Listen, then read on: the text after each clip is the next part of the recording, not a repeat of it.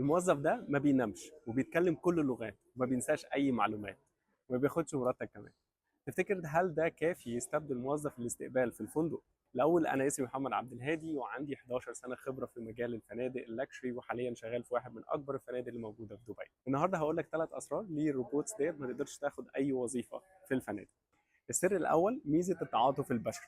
الذكاء الاصطناعي مش هيقدر يهدي ضيف عصبي بسبب مشكله في الغرفه او طيران اتلغى مثلا، لكن انت تقدر تقرا لغه الجسد وتحس بيه.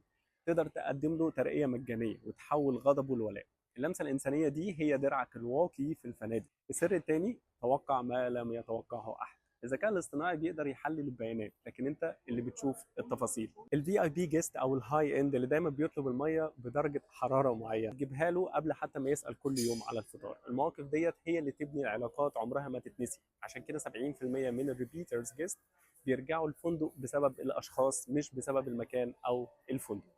السر الثالث اداره الازمات.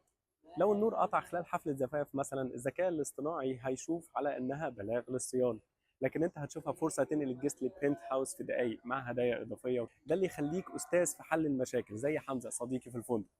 استخدام الذكاء الصناعي كوسيله لينا حاجه مهمه طبعا، بس مش هيكون بديل لينا، لان مستقبل الفنادق دايما بيكون مبني على اللمسه الانسانيه وصناعه الذكريات مع ناس حقيقيه. لو عايز تجهز نفسك وتبقى النجم اللي كل الفنادق ال5 نجوم في دبي بتدور عليه، هسيب لك اللينك في البايو. السلام عليكم.